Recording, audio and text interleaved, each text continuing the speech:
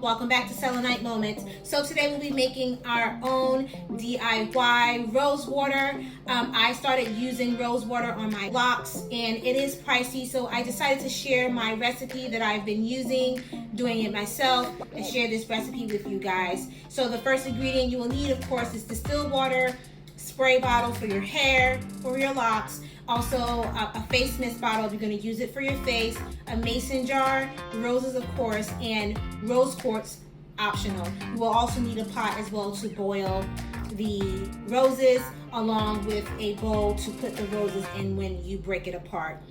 If you like more videos like this, go ahead and hit the like button, hit the subscribe button, and don't forget to hit the notification bell so you can be able to get more videos like this. So let's get to it. So I cut off 3 roses and I broke them apart, and this is what they look like, and I'm getting ready to put them in the pot so it can get ready to start boiling. So I just filled the pot up about almost halfway to the top. The water just depends on how much you'll be making. I'm not making that many bottles, so it just depends on how much rose water you're trying to make. Will depend on how much water you put in the pot. So I'm going to go ahead and just add the rose petals. And also, depending on the rose petals will depend on the color of your water. So the key to this is to go ahead and have this boil until the color goes away. So it'll boil until it won't be pink anymore. These are some of the key benefits of rose water. As you can see, it's been boiling for at least about 13 minutes. Have the color anymore, whatever rose you're starting with is going to end up changing to white. And once it changes color to this particular color here, this is when you know that you can go ahead and turn the stove off, and I'll go ahead and cool it off, and then I'll go ahead and show you what my next step is. I filled up my mason jars. I strained them, and by the way, I forgot to mention that I did add about 4 more rose buds to the boiling water.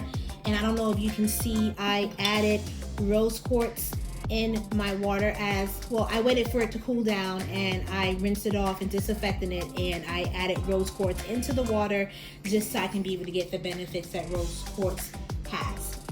I'm gonna go ahead now, and this is how much I got from my mixture, 2.5 mason jars. And I'm gonna go ahead and fill up my bottles. Because I use pink roses, that's why the color of the rose water came out this yellowy kind of tint. If I would have used red roses, it would have been more of a red tint.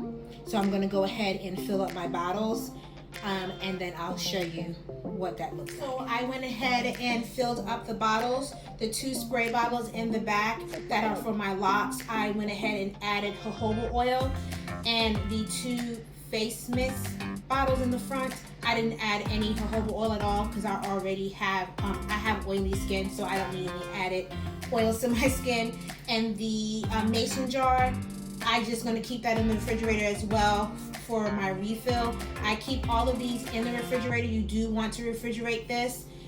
They usually typically last for about 2 weeks or so. If they start to smell or change color, of course you want to go ahead and change them and go ahead and make some more rose water, but they typically last for about 2 weeks. So thank you for watching this video. Don't forget to hit the like button, hit the subscribe button, and hit the notification bell. Also, don't forget to follow me at Selenite Moments if you want to keep up with me on social media. And again, I'll see you on the next one.